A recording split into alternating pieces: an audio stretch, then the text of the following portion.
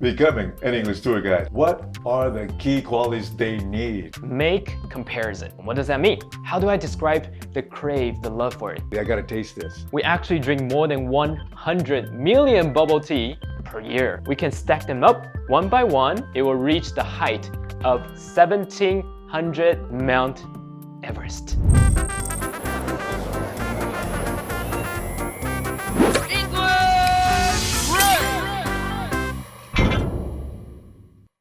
Hi, I'm Ron Stewart from ICRT Radio. Welcome back to English Break Season 4. And this season, we're exploring various professions in Taiwan that involve the use of English. And for this episode, we're introducing tour guiding. It's a job that connects people with urban landscapes and historical landmarks. Oh, you're gonna love this. I'm excited to have Sarah and Jeff from Like It Formosa here today. We're going to chat about tour guides, especially the English-speaking ones. So get ready for some fun insights. Hi everyone, I'm Sarah from Like It Formosa. Hi everyone, I'm Jeff. We are now the biggest English walking tour company in Taiwan, offering services in Taipei, Taoyuan, Taichung, Tainan, and Kaohsiung. We started everything by doing free walking tour in Taiwan in 2015 and also have another brand called Meetup Formosa, which is aiming to promote English tour guiding education in Taiwan, teaching locals how to introduce their hometown in English. So speaking of our tours, especially after the pandemic, people come to Taiwan to learn more about our religion, our culture, and even about politics. So, you like food. Ron, do you like food? I just really love food, yes. So food is also actually one of another things that attract people to come to Taiwan. So we have a food tour in Taipei that can take people to try 7 different kinds of local food within 2.5 hours. Are you interested to try that? Oh, I'm so interested. So, just as Sarah and Jeff from Like It Formosa mentioned earlier, Meetup Formosa is all about training English tour guides. So what exactly does a tour guide do?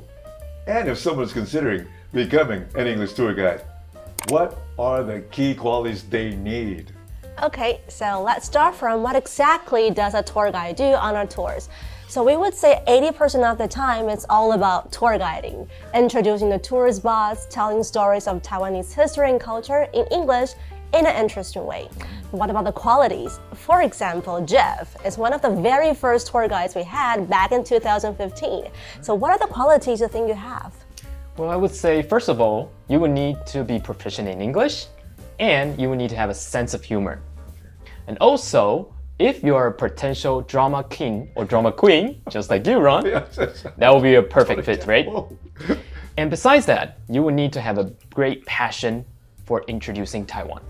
So yeah, Ron, you're a good fit. Oh, gosh, yes. Let me at it. We're ready. Okay, so for example, in our training process of the tour guides, the very first course they're gonna have is called Introduction of Walking Tour. So here we teach them that by leading the tour, you actually have 3 kinds of roles that you'll be playing. First one is, of course, again, the tour guide. Second one is actually a teacher, because you're facing tourists, first-timer to Taiwan who has zero concept about Taiwan. So you have to teach them the history and culture, the very precise knowledge in a way that's easy for them to understand. And also, you will need to be a performer. As a performer, you are creating a performance everybody will enjoy instead of a boring history class. So Ron, I think you should join our English guiding courses as well. I'm ready for that. Give me the horns, give me the drums. Oh, this is not about rock and roll though, is it? No. We're looking forward to you joining us. Looking forward to it. Yeah. So let us go to Meetup Formosa. He's Jeff, and let's find out what it takes to teach an English tour guide. Well, Ron, I really saw the potential in you, so today I'm going to give you a quick course, enhance your guiding skills. All right, so let's start. So in guiding skills, we actually can categorize it into 3 different parts. First of all, you will need to make your tour understandable so people can understand. And then you have to make your tour memorable so people can remember what you said. Okay. In the end, you will need to be emotional. This means in a good way. You have to be creative. You have to tell stories. Today, we're going to focus more on the first 2 parts, since I think you're already quite a storyteller, right? Yeah, most of the time. Most of the time. Okay, good. All right, so let's start with the first one, trying to make your tour understandable. So first of all, you will need to make your tour understandable. There's one tip I'm going to show you first. This means avoid difficult words. So as a foreigner, when you first come to Taiwan, you probably have no idea what is going on here in this country. So, for avoiding difficult words, this means that as a tour guide, you will need to try to make it short and simple. So right now on the screen, you can see 3 different boxes. Within a box, there's a definition for a certain difficult word in Taiwan or a term. So what I want you to do is you can try to see which definition you probably can understand better, and you can try to guess what is the word or the term that it is referring to. You know, I think every foreigner would think ancient Chinese belief to harmonize individuals with their environment. This is such an intriguing subject from the West, so yes, that would be my choice. Do you have any idea what this would be? What is the actual belief referring? You know, because the thing is, we always hear about proverbs and things like that. So that immediately jumps into my mind is what wise proverb would be applied to an ancient Chinese belief to harmonize individuals with their environment. All right. Okay. So what about the other ones? Local ethnic groups in Taiwan. Do you know any? Hakka. Oh, Hakka. Yes, Hakka. This is Kejiahua. I know about that language. Yeah. Okay. All right. Let's see the answers. Okay. Okay. So we have Fujian Fengshui, Hokkien and Hakka. Right. You got the Hakka one correct. So, as a foreigner, maybe for first time here in Taiwan, they probably don't know much about Hokkien or Hakka or the other stuff. But today, as a tour guide, your job is to try to introduce the Hakka culture, and you will need to let them know what Hakka peoples are. So you will either need to give supplement, or in this case, if you think this is such a difficult term, you would take up a lot of time to explain, you can just skip it. All right, so always think in someone else's shoes, in foreigners' shoes. So you will need to think that I wouldn't know anything, so probably I would try to give them something that's simple and something easy to understand. Right. All right, the next tip. Besides from avoid difficult words, you will need to also try to be logical. So being logical is very important for tour guides. So here on the screen, you can see there are 5 different sentences. And right now, your goal is to try to shuffle the 5 sentences. You can reshuffle them, and you have to turn it into a logical story. All right, think about it. Yeah, this is something, you know, from what I can see immediately, it's like a fantasy of some kind. Oh? I'm probably dreaming this. Yeah, look, she started okay, you want me to give you the order, right? Right, the order. Okay. I'm gonna make it just like this. Someone knocked on my door. I opened the door and saw my beautiful neighbor. Oh. She smiled at me. Yeah. She started touching my face. Wow. And ruined everything. I woke up. So it's not in reality. Yeah. It's just a dream. It's got to be a dream. All right. I'm guessing I'd be dreaming. Okay. Well, this actually sounds really logical. It's some of the dreams maybe I will have sometimes, right? Okay. All right. So it is a logical story. I think you passed the test. So being a tour guide means that you have to be logical. You may need to sort out the different bullet points that you will be introducing. And just like what Ron you just did, you will need to decide what comes first and what comes second and what comes last. Okay, so being a tour guide, you will need to be logical. So the second principle is trying to make your tour memorable and easy to remember. So there's one tip for this. Make comparison. And what does that mean? So as a foreigner, of course, you will not understand a lot of things in Taiwan. So in order to let you quickly understand what we love, the culture of Taiwan, we will need to make comparisons. So here's a sentence. We often introduce bubble tea, food culture, to the foreigners joining our tours. So Taiwanese love bubble tea, but how much do we love it? How do I describe the crave, the love for it? What do you think? Wow, gosh, bubble tea. Because first of all, if you know what's in the bubble tea, that would make me think immediately. I got to taste this. You know, you were talking about the tapioca, the flavoring. Yeah, I would be intrigued by that. I would say the little bubbles that you see in there, you can eat those, and that adds to the flavor. That would be my answer. So in this case, we need to let people know like how much we love it, right? So besides from describing the textures, the taste, we can also let people know how much we drink every day or even every year. Yes. So here's the thing that we can do. We can actually use numbers. In Taiwan, we actually drink more than 100 million bubble tea per year. And you have no idea 100 million bubble teas looks like. We can stack them up one by one, right. And in the end, it will reach the height of 1,700 Mount Everest. You know Mount Everest, right? Yes, I do. What is it? Mount Everest is it's the highest peak in the world.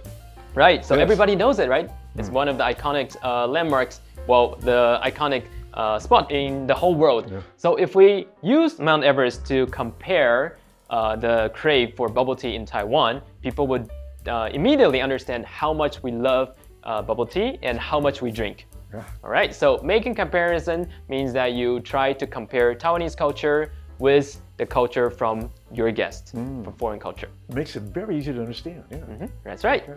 So in the end, I would like to conclude with a phrase, and also I would like to quote it. So stories are such a powerful driver of emotional value. Being a tour guide is just not a tour guide, not just a tour guide. It's also being a storyteller. So Ron, if you want to be a good tour guide, you will need to tell stories. You will need to not just tell facts, but also integrate stories and let people feel like they are joining your tour as if they're listening to a wonderful story of Taiwan. All right? Makes sense to me. I think you're ready to be a tour guide yourself. I think so. I'm feeling it already right now. Let's do it. Here we are. Hey, Sarah, Jeff, here we are. This place is really interesting. Where are we right now? Well, Ron, we're right now at a place called Dadaocheng, and behind me, this is Shanghai City God Temple. You have any idea where this place is? It's exactly what's going to be my next question. Okay. Is this your first time here? This is my first time here. Great. We have a lot to tell you.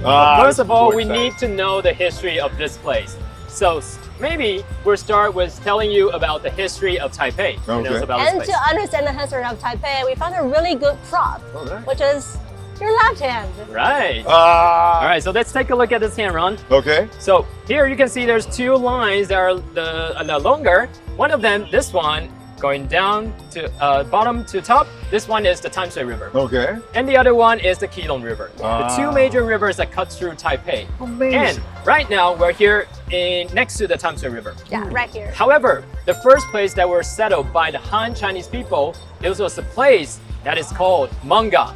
And it's right here under her thumb. Yeah, right. At the bottom of the pound. However, imagine that both of us were both living in Manga before, but we were not getting along with each other. And one day you decided to kick me out. And since I'm the loser, right? I had to go somewhere else. So I ran, and I ran to Dadaocheng, and I decided to stay here, along with the god, the statue I brought from Manga area. Wow. And that god is exactly the Shanghai City God itself. So that's why this temple nowadays is still one of the most important temples and also the most important beliefs in the Dadaocheng area. That is amazing.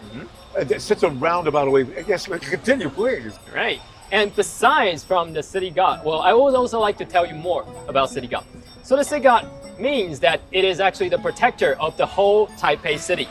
Wow. You know, we have a city mayor, right? The city mayor, when he first gets into office, he needs to come here to the city god temple and show his or her respect to the city god, because the city god is also kind of like the underground city mayor. So this is the way that they show respect to each other and to let each other know that, oh, we're going to work together and make this city better. Yeah. Right. I love a good ending. And also, besides from the city god, we have another god who is also attracting millions of travelers to come all the way over here. Have you ever heard about a saying in Taiwan that a KFC in Taiwan should have been selling egg tarts instead of fried chicken? I like it. Yeah, I would say that's a very good comparison of this temple as well. So the main god we all know, just as Jeff introduced, is a city god, right? That's why the name of the temple is Shanghai City God Temple. But the most popular ones you see all the people here are praying to is another one super popular, which is the god of marriage. So the god of marriage actually attracts a lot of young people. Everybody wants to seek love, right? So there's a couple ways that you have to do, and also some taboos that you shouldn't do when you're here trying to pray for love. Now I'm going to teach you the SOPs of praying to the God of marriage. The SOPs, okay, I'm ready for that. Yeah, so first thing first, we'll go find the temple staff. Okay. Okay, and they're gonna give you some things. First is the incense stick. So just as you can see, a lot of people are holding in their hands the incense stick because we believe this is the one-way communication. And the smoke is gonna convey your message all the way to the top to the God. Yeah, and also they're gonna give you this, which is the offerings. And as you can see, do you see any what's special about these things? They're all sweets. Yes, because Yes. love is sweet. Yeah. So God of marriage also loves everything that is sweet. That makes sense. Yeah, so the incense sticks, the offerings, and then when we go into the temple and start praying, remember to tell the gods your name, your birth date, and your address. Oh, and don't forget your social media account. Yeah, I had no idea. He's watching my social media account? Yes, Yeah. he is. I'm if they're up delighted. to date, yeah, just to make sure the gods know who you exactly are. All right. And then the last thing, there's some taboos, things Okay. that you should not be doing. Okay. For example, there's a blessed day outside the temple after you finish all the praying SOPs. But remember, no matter how hot it is, no matter how hot the weather is, how hot the tea is, never blow it. Oh. Otherwise, you're gonna blow your Mr. and Mrs. right away. Oh. And before entering the temple, we both have to take off our sunglasses to show our respect and also to let the gods see who we are. No problem with that. Okay. Okay, so we talk about the incense sticks, right? Which we call the one-way communication. Okay. You might be wondering, is there a two-way communication? Of was. course, yeah, there is a two-way communication, which we call the moon blocks. That's Okay. it. The moon blocks. Moonblocks. All right, so let me show you how the moon blocks works, okay? So the moon blocks is called moon blocks because it's shaped like a moon. And also has two sides. One is flat, one is flat. The other side is a bit curved and round. So we will need a pair to make it work. All right, so whenever we have questions, we don't want to just tell our beliefs, we also would like to get some answers from the gods. All right. So the way we get the answers is we use moon blocks and we cast them to the ground and see the results. So maybe if my hand is the ground, okay. If Okay. we cast the moon blocks after asking the questions, we will cast the moon blocks to the ground, and if both moon blocks looks like this, so one side up flat, the other side up curved, this means it is called a divine answer and a yes. This means that the God grants your wish. Okay. So that's a good one. Yes. And you can also get a no. So if you Oh. get both curved side, this means that the God disagrees with your question. Oh. This is called an angry answer. Oh. A third option is if you get both side up flat. So this is neither yes nor no. This is called a laughing answer. This means that maybe your question is too silly or hard to understand and the God just laughs it off. All right? So 3 answers. But actually, we have a fourth one. Can you show us this fourth one? Okay? Yeah. If this is It might- the once frown. in a lifetime, sometimes the moon blocks might be standing. Oh my. Oh. So if you really get this, you know what to do?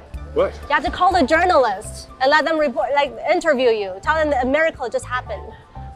It really would be. Those is are a pointed miracle. and curved. There's no way that that's going to land that way. Right. Oh, if I could just have it happen. So Ron, after teaching you all the things that you need to know when visiting a Taiwanese traditional temple, Yeah. I guess you probably have some questions that wanted to be answered by the local gods. Yes, So now I'm going to pass you the moon blocks and hopefully you can get the answer you want from the gods. Now, do I need to shuffle them? No, you can't shuffle them. Do you have to toss them? You just drop them? Right, just drop them, cast them to the ground. Okay, okay. All right. Let me, can I? Okay. It's got to land right. Okay. I got to have nothing but good luck. It's got to be good. Okay. Whoa! Wow, congratulations, Ron! It's a divine answer. That's a yes. Yes. Took me 20 tries, but I got it. Yeah. All right, Ron. I think you got the hang of it. So all the best. I hope you. Hope you have a good time. Right. Thank you so much. All right. Bye. I'll see you next time. I can't See wait. you. We'll do yoga together, okay? Yeah. All right. No Sure. problem. Bye. Bye. In this episode of English Break, we've dived into the world tour guides, especially English ones. They really go all out to make ancient history and knowledge come alive, sharing quirky stories only locals know to give foreign visitors an awesome travel experience. English tours are like a crash course on local customs, blending Taiwan's history and culture and telling the island's story to the world in English. We must thank the National Development Council for their 2030 bilingual policy, and don't forget to follow us here on ICRT. We'll be back for more exciting programs. See ya next time.